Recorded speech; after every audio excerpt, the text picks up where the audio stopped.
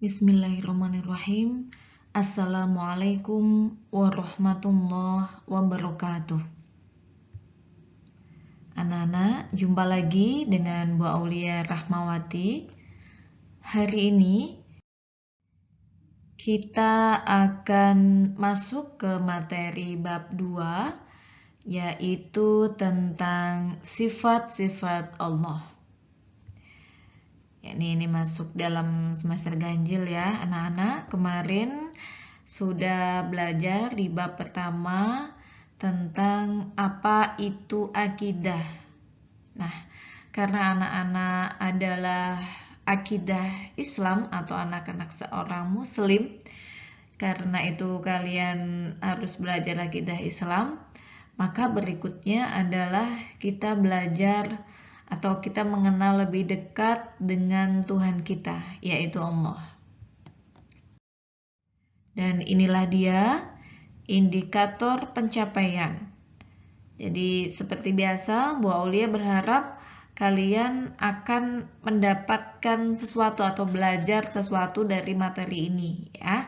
Yang pertama yaitu anak-anak diharapkan mampu mengurai sifat Allah. Jadi mengurai di sini artinya bukan mengurai seperti zat mengurai begitu, bukan ya. Jadi di sini sama maknanya dengan mengidentifikasi atau menjelaskan gitulah. Jadi anak-anak mengerti dulu apa itu sifat Allah begitu. Kemudian yang kedua yaitu mengidentifikasi sifat wajib Allah. Jadi kita akan telusuri lebih dalam tentang sifat-sifat wajib Allah. Nah, yang terakhir kita akan belajar bersama menganalisis sifat wajib Allah. Jadi di pertemuan kali ini tidak usah banyak-banyak, kita hanya fokus kepada 3 hal ini saja. Bahkan bisa dikatakan kita hanya fokus pada satu sifat Allah saja, yaitu sifat wajibnya. Jadi hari ini kita akan ngutik-ngutik sifat wajib Allah begitu ya. Jadi camkan dalam pikiran kalian sebelum kita nanti masuk dalam halaman berikutnya, bahwasanya hari ini kita akan belajar sifat wajib Allah. Sudah itu aja gitu ya. Nanti kita bahas lebih lanjut sifat-sifat Allah yang berikutnya. Baik. Ini untuk mempermudah pemikiran kita untuk bisa menggambar dulu lah di pikiran kita gitu ya, biar jadi kita membuat pola berpikir dulu. Dari sifat Allah ini kita akan membuat peta konsep seperti ini ya. Jadi sifat Allah itu ada 3 kelompok nih. Sifat Allah, diingat ya anak-anak, sifat Allah itu ada 3 kelompok, yaitu sifat wajib, sifat mustahil, sifat jaiz. Itu. Saya ulangi lagi, sifat Allah ini ada 3 kelompok, yaitu sifat wajib Allah, sifat mustahil Allah, dan sifat jaiz Allah. Gitu. Nah, di sini sifat wajib Allah ini yang akan dikelompokkan lagi, gitu. Dari sifat Allah tadi sudah dikelompokkan 3, sekarang dikelompokkan lagi menjadi 4, tapi hanya khusus sifat wajib Allah saja, yaitu yang pertama sifat nafsiyah, sifat salbiyah, sifat ma'ani, dan sifat ma'nawiyah. Mbak Ulia ulangin lagi, sifat wajib Allah dibagi 4 kelompok, yaitu sifat nafsiyah, salbiyah, ma'ani, dan ma'nawiyah. Nah, hari ini kita hanya ngutik-ngutik sifat wajib ini.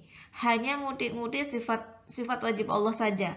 Sifat mustahil, sifat jaiz itu nanti saja dulu. Kita simpan aja dulu. Hari ini kita fokus di sini, gitu ya. Jadi Bu Aulia sangat-sangat berharap anak-anak bisa fokus karena kita materinya sedikit saja, hanya sifat wajib Allah saja, begitu ya. Baik, kita lanjutkan. Nah, ini dia sifat wajib Allah. Yang pertama adalah sifat nafsiyah. Sifat nafsiyah itu apa sih? Begitu. Sifat nafsiyah di sini adalah sifat yang menegakkan adanya Allah Subhanahu wa taala. Sifat yang berhubungan dengan zat Allah itu sendiri. Nah, boleh ulangi lagi nih. Sifat nafsiyah adalah sifat yang menegakkan adanya Allah Subhanahu wa taala. Jadi di sini Bu Aulia kasih garis bawah ya, itu Bu Aulia kasih tanda penting di situ, yaitu kata-kata menegakkan. Jadi di sini sifat nafsiyah itu hanya untuk membuktikan keberadaan Allah saja, begitu. Nah, di sini contohnya adalah wujud, sifat wujud. Wujud itu artinya adalah ada, begitu. Nah, ini satu ya, jadi yang masuk dalam sifat nafsiyah Allah itu hanya ada satu ini, yaitu sifat wujud. Yaitu sifat nafsiyah ini sekali lagi adalah menegakkan adanya Allah Subhanahu wa taala, sifat yang berhubungan dengan zat Allah itu sendiri. Jadi di sini hanya untuk menunjukkan bahwasanya Allah itu ada, gitu ya. Sifat wajib yang ada pada Allah yang pertama yaitu ada atau wujud. Gitu ya anak-anak. Baik, kita simpan dulu sifat nafsiyah tadi, ambil kita ingat-ingat ya, menegakkan zat Allah, menegakkan zat Allah, begitu. Jadi wujud itu satu aja. Nah, yang kemudian adalah sifat salbiyah. Apa itu sifat salbiyah ya? Sifat salbiyah adalah sifat yang menolak sesuatu yang tidak layak. Ini Bang Bu Aulia garis bawahin adalah kata-kata menolak. Kalau yang di sifat nafsiyah tadi yang digarisbawahi adalah kata menegakkan. Menegakkan tuh mengukuhkan, meyakinkan, memastikan. Nah, kalau yang menolak ini adalah menolak sifat-sifat yang tidak layak dimiliki oleh Allah, begitu ya. Salah satu yang Bu Aulia kasih contoh di sini adalah sifat baqo. Baqo ini artinya adalah kekal, gitu. Kekal. Sekali lagi, baqo ini artinya adalah kekal, ya. Jadi kekal ini, sifat ini menolak sesuatu yang tidak layak untuk Gusti Allah, begitu. Jadi kekal ini, sifat kekal ini menolak semua sifat yang tidak kekal, gitu ya. Jadi ini masih kalau tadi mengukuhkan, menegakkan, mengukuhkan, meyakinkan, memastikan, kalau ini menolak. Jadi benar-benar menolak sifat-sifat yang tidak yang tidak layak untuk Allah, begitu. Jadi kalau baqo itu sangat-sangat Allah sekali, kekal, gitu ya. Jadi kalau misalnya yang tidak kekal itu berarti bukan Allah, begitu loh nak ya. Baik, kita lanjut ya. Semoga aja anak-anak paham. Nanti kalau misalnya tidak paham, boleh mengulang-ulang kembali sampai kalian benar-benar paham, gitu ya. Tidak hanya harus hafal anak-anak, tapi pahami, gitu. Itu namanya menganalisa ya. Artinya memahami sampai yang mendalam, sampai kalian bisa membedakan masing-masing dari sifat ini, begitu. Itu namanya menganalisa. Yang berikutnya adalah sifat ma'ani. Apa sih sifat ma'ani itu?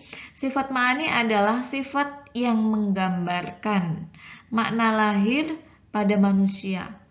Jadi begini nih. Jadi sifat ma'ani ini adalah kelompok sifat-sifat yang bisa digambarkan kepada manusia, gitu. Salah satu contoh sifatnya adalah kalam. Kalam ini artinya berbicara. Berbicara ini artinya manusia itu ada, begitu. Berbicara kan manusia ada sifatnya berbicara ini, ya kan? Ini Allah juga berbicara. Lantas apa bedanya kalamnya Allah dan kalamnya manusia, begitu ya? Nah, ini bedanya adalah pada kekekalannya. Jadi kalau pada manusia itu terbatas, ya, kalamnya manusia itu terbatas. Berbeda sekali dengan kalamnya Allah. Nah, apakah Allah itu berbicara seperti manusia berbicara? Nah, ini yang berbedanya di sini. Kita sebagai manusia, kita sebagai makhluk ciptaan Allah, kita tidak akan bisa berpikir bagaimana Allah itu berbicara secara detail. Ini Bu Aulia mau kasih analog dia. Misalnya nih, meja. Meja siapa yang bikin? Manusia. Kira-kira Apakah meja bisa berpikir bagaimana wujud manusia itu secara tepat? Apakah meja bisa menggambarkan bagaimana manusia itu secara tepat? Tidak mungkin kan? Begitu juga dengan kita. Kita harus benar-benar memposisikan diri kita sebagai sebagai makhluk, hanya sebagai makhluk. Dan Allah adalah pencipta kita, begitu. Jadi ini ada bedanya. Jadi sifat ma'ani ini adalah sifat yang menggambarkan makna lahir kepada manusia. Jadi bisa dinisbatkan kepada manusia, bukan dinisbatkan ya, bisa digambarkan kepada manusia, bisa ditiru oleh manusia atau dipunyai oleh manusia, begitu ya. Cuma tadi ada bedanya antara kalamnya Allah dan kalamnya manusia. Nah, begitu. Ya. Kalau tadi boleh ulangi lagi ya, sebelum nanti kita yang ke sifat wajib yang terakhir. Nah, yang udah ulangi lagi, sifat nafsiyah adalah sifat yang menegakkan. Menegakkan. Kata kunci di sini adalah menegakkan. Jadi kalau wujud itu tidak ada, ya apa gitu? Tidak ada Allah. Tidak ada, begitu ya. Bukan seperti itu. Jadi menegakkan di sini. Kata kuncinya ada di situ. Kemudian sifat salbiyah. Sifat salbiyah ini menolak. Ya, kata kuncinya adalah menolak. Bisa nanti untuk membantu kalian mengingat-ingat adalah kata kunci ini anak-anak ya. Jadi daripada kalian mengingat semua kalimat itu, aduh Bu pusing, aduh pelajaran banyak begitu, mending menghafal Al-Quran saja gitu, boleh lah kalau misalnya kalian seperti itu gitu ya. Jadi kalau untuk membantu mengingat-ingat bisa kalian pakai kata kunci ini. Kalau sifat nafsiyah itu menegakkan, sifat salbiyah kata kuncinya adalah menolak, sifat ma'ani menggambarkan. Nah, sifat yang terakhir adalah sifat maknawiyah, yaitu sifat yang mulazimah atau menjadi akibat dari sifat ma'ani, sehingga tidak bisa dipisahkan. Ini mohon maaf ya, tulisannya tidak bisa menjadi satu. Jadi ini anak-anak, sifat maknawiyah ini tidak bisa berdiri sendiri. Jadi dia selalu berpasangan dengan sifat ma'ani. Jadi sifat maknawiyah ini sebagai akibat, sebagai mulazimah daripada sifat ma'ani ini. Jadi lebih gampangnya itu kita pahami bahwasanya ini pasangan. Jadi ini contohnya di sini boleh kasih yang berpasangan juga. Kalam sifat ma'aninya, maka sifat maknawiyahnya adalah mutakaliman. Begitu. Artinya apa? Apa yang bisa membedakan di antara itu nanti kalian bisa baca sendiri, yaitu nanti bacalah kalian biar lebih paham lagi antara kalam dan mutakaliman. Gitu ya. Jadi ini saling menguatkan, tidak bisa berdiri sendiri. Ada kayak berpasangan begitu. Kalam mutakaliman, baswar baswiron begitu. Nanti kalian lihat sendiri ya, apa saja. Ini dia sifat wajib Allah secara lengkap, terdiri dari 4 kelompok: nafsiyah, salbiyah, ma'ani, maknawiyah. Sifat nafsiyah ada wujud hanya satu saja. Sifat salbiyah ada kidam. Kidam itu artinya terdahulu. Jadi dia menolak sebelum Allah. Jadi yang teori-teori keberadaan bumi mana dulu nih, Tuhan dulu atau bumi dulu atau siapa yang menciptakan dan sebagainya, banyak teori-teori di luar sana. Nah itu abaikan saja tuh. Ini menolak sifat-sifat yang tidak layak untuk Allah. Jadi Allah benar-benar adalah kidam, yang terdahulu gitu. Kemudian sifat berikutnya adalah bako. Nih Bu Aula udah bahas tadi di awal tadi untuk jadi contoh ya, bako. Jadi kalau dia tidak kekal berarti itu bukan Tuhan gitu. Menolak sifat yang tidak kekal. Kemudian yang berikutnya adalah mukhalafatu lil hawaditsi. Mukhalafatu itu artinya mukhalafatu itu berbeda, lil hawaditsi. Untuk yang lainnya ya. Jadi ini berbeda. Tuhan tuh berbeda. Kalau sama itu berarti bukan Tuhan, menolak gitu ya. Menolak sama. Kemudian berikutnya adalah qiyamuhu binafsih. Qiyamuhu binafsih artinya berdiri sendiri, mandiri, tidak diciptakan, tidak didahului, tidak dimatikan, tidak dihidupkan. Qiyamuhu binafsihi. tidak dibantu berdiri sendiri. Nah, ini menolak kalau ada yang masih bergantung kepada yang lainnya. Misalnya ya Bu Aulia nggak juga ini ya. Ini misalnya aja agama yang lain. Ini kan Allah nih, kita esa ya, kita meyakini bahwasanya Allah itu ahad, satu. Tapi di agama yang selain agama Islam itu kan ada yang namanya Tuhan tuh banyak sekali. Ada Tuhan Bapa, ada Tuhan Anak, ada Tuhan Ibu, ada apalah lagi. Ada Dewa Wisnu, Dewa Sungai, Dewa Hujan, banyak sekali begitu ya. Saling membantu sesama dewa. Tidak seperti itu. Kalau Tuhan kita menolak semua sifat yang seperti itu. Jadi ini qiyamuhu binafsihi. Nah, yang terakhir adalah wahdaniyah. Wahdaniyah itu artinya satu. Ini hubungannya ya dengan qiyamuhu binafsihi tadi ya. Jadi wahdaniyah. Nah, kemudian yang berikutnya adalah sifat ma'ani.